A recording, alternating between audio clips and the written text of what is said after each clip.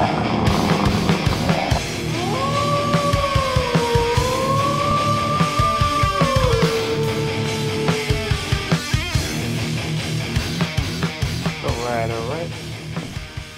Hello, this is alertwolf here. I'm gonna bring you another anime review.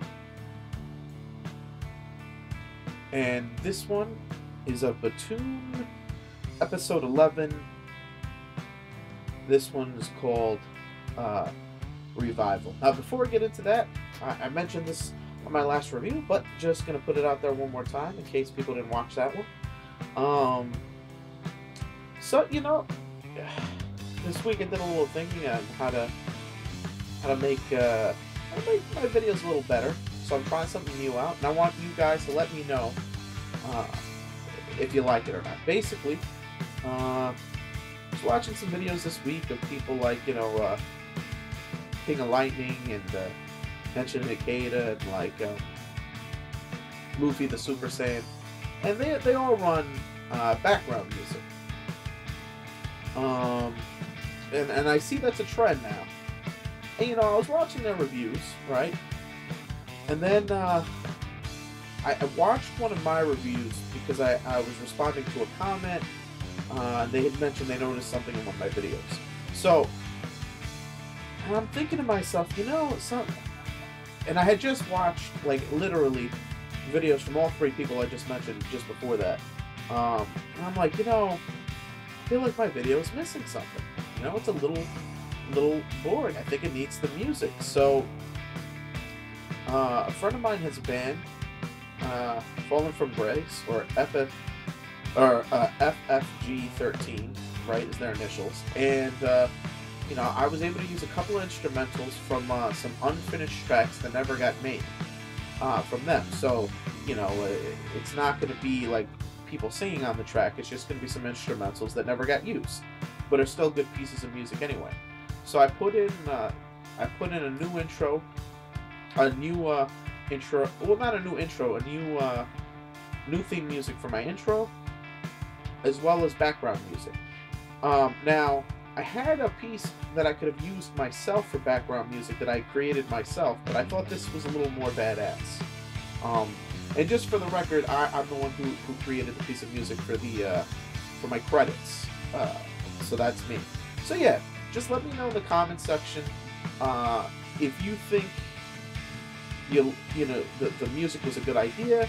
And I'm playing around with the volume of the music. I don't want it to be overpowering, but I don't want it to be completely in the background too. So if you think it's too high, you can't hear me well, or do you think I should turn it up for some reason, just let me know. Alright, let me get right back into the review now.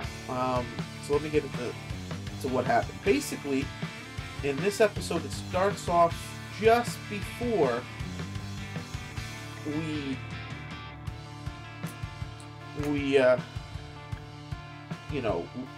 get what happens, the last episode. So, it's Shiki, which is the chick with the scary looking chick. And it's,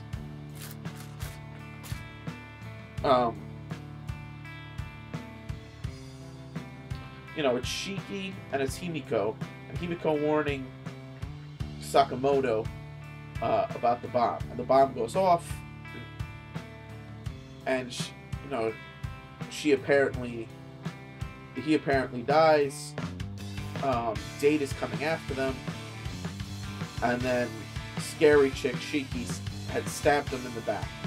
Then we go into the credits, of course, and we get a flashback of what happened 10 minutes earlier. 10 minutes earlier, you know, Himiko and her were talking. She was mentioning that if they had any medicine. They said they didn't have any medicine. She didn't have any medicine, but she did have some painkillers that she thinks would help. Then she goes further and says, well, if you don't trust this third guy you're with, why are you even with him? And before she could explain, you know, they're looking out the window, and she goes, there he is, Dr. Date, or Date-san. And Shiki's old war injury basically starts to hurt her. She's like, what's going on? She's like, it's him, that's the guy. And then, you know, you get the explanation, well, you get it twice, really. The explanation of, you know, there's a bomb in the thing. Himiko goes after him, couldn't stop it, obviously. And then it kind of picks up after the stabbing, and basically she's, you know, after, you know, see, here's the one thing that I don't get. Well, and then you get it more towards the end of the episode, but in the beginning of the episode, right here, Shiki could have just killed Dr. Date, you know? She stabbed him in the back from behind with her sickle. She could have easily, and I mean easily, on the next move, come up and get his throat. But instead she grabs Himiko and leaves, forcing an unnecessary battle between the two of them. But she's like, oh, you think, you know, because he landmined the whole area. He blew up a section. They're fighting on the outside of the building. And she's like, oh, you think we're unarmed? You know, all she has to do is hit the button. And so he didn't get to fire Sakamoto's cracker bombs. Now, it goes further than that. They start hunting each other on the outside. He tricks her, and it explodes a bomb where she falls, and she drops her cracker bomb, and that goes, because he still has the remote mines. Now he's chasing Himiko, thinking he just killed her. And Himiko is about ready to give it. She's very much in shock. I mean, Sakamoto was Himiko's reason for living. You know, the fact that she's in love with him, even though she hasn't told, you know, Sakamoto that. And honestly, when Sakamoto's gonna find out that she's the real Himiko, that's gonna be great. But yeah. So yeah. So he's going after her. He corners her. He's gonna get her. He throws a cracker grenade. It hits her boob. She gets a little because it felt good smacking her boob. And so now, all right. So the bomb didn't go off. Date is realizing that, hey, wait a minute. Something's different here. What's going on? If these bombs aren't mine, then that means, and he pings, and there he is, the man, the myth, the legend, Sakamoto, walking through the rubble like a G, like he has a purpose. You know what I'm saying? And he walks through there, and he's like, picks up the bomb. He's like, yo, you're outgunned here because your bombs don't work.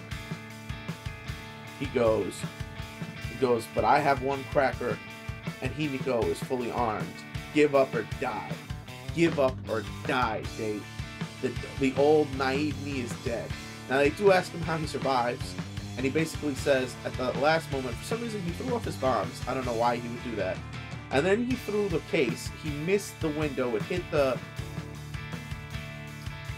ledge and bounced back. And he goes to run away. He looks down. He sees an opening for the pipes, which is just big enough for him to get through to the floor below. It does. It blows up. He hits his head, and he lands. And I think he was knocked out for a second. So that's his explanation. And then he goes after Date. Date lures him into what Date thinks is a trap. And then he presses the button. Sakamoto's like, just give it up. As he presses the button, he goes, I hope you're not trying to press that button, because I moved your trap. That's how good Sakamoto is. He freaking figured out. Once he went into game mode, he figured out everything. And so it turns out that the bomb was next to him, blowing him up. And Date still managed to get one or two steps, but his back bore the brunt of the blast. So he falls down.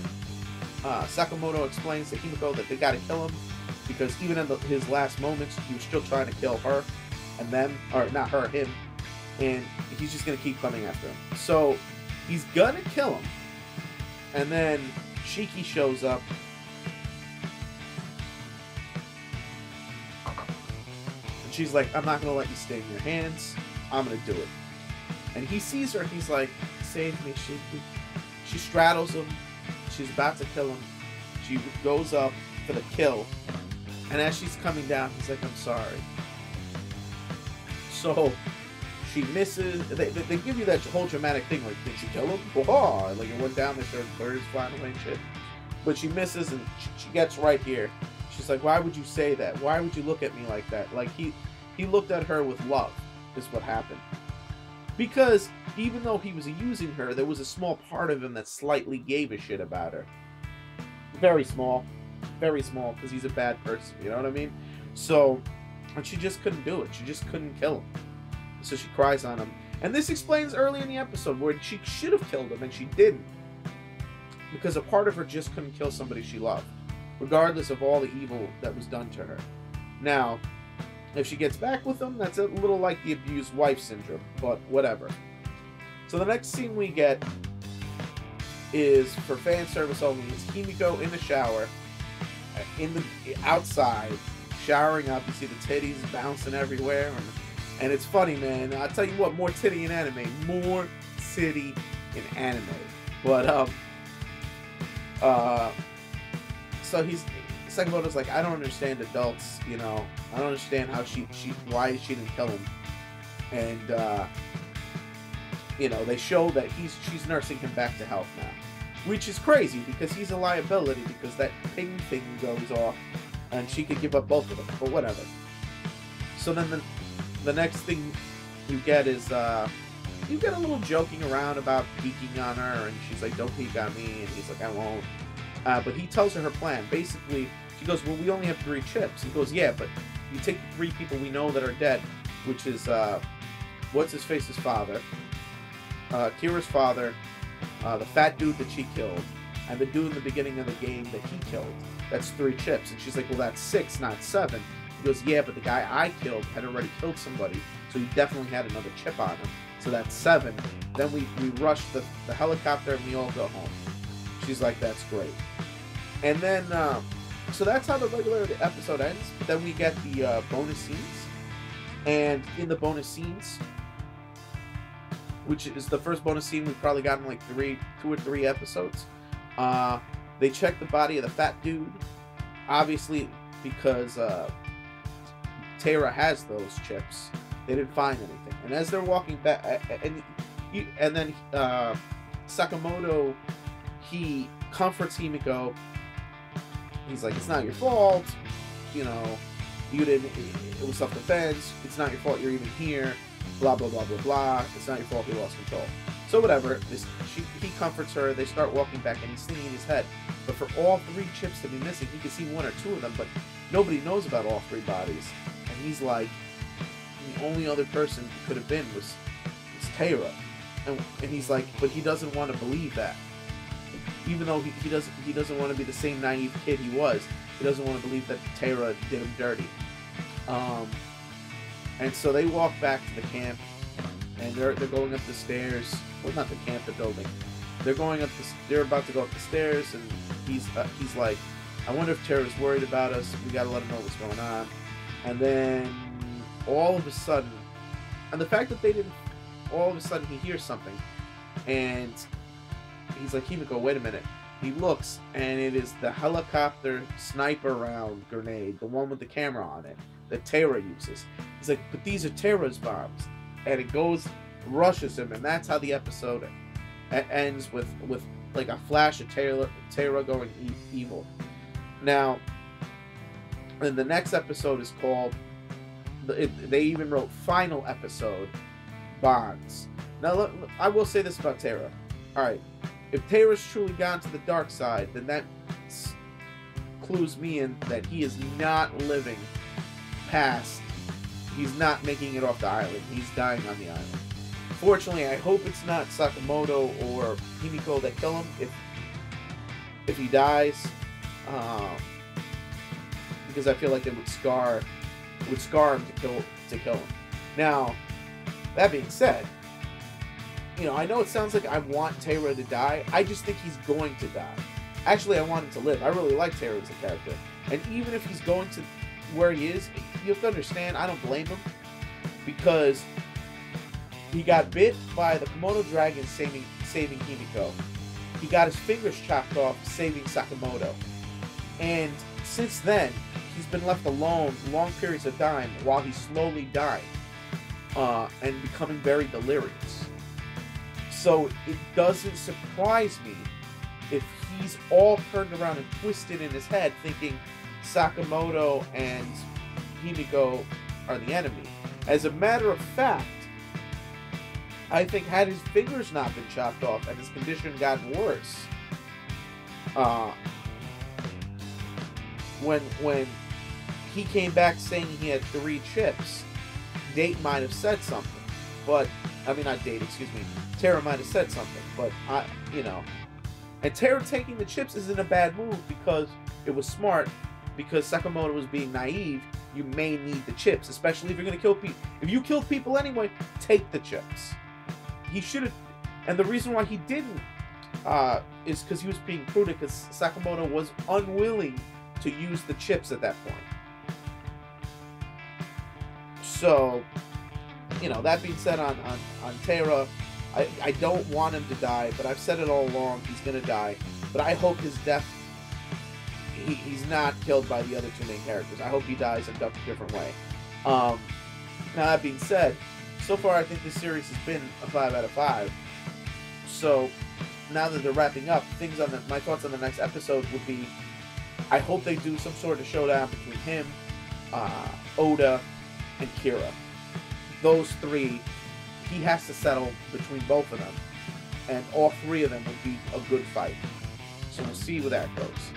And I want Himiko and that crazy chick to have their round too. So those are the fights I want to see resolved in the next episode. And then I need him to confront the makers of the game. I need to find out if his mom committed suicide. So my hope is they wrap it up in a neat way if they're not planning to do a second season, because they said final episode. But if they leave it open and they are planning something else, maybe a second season, maybe a movie, maybe a couple of OVAs, I'm fine with it. But if you leave it kind of crappily answered and don't wrap up these questions for me, I'm going to be a little upset at the ending.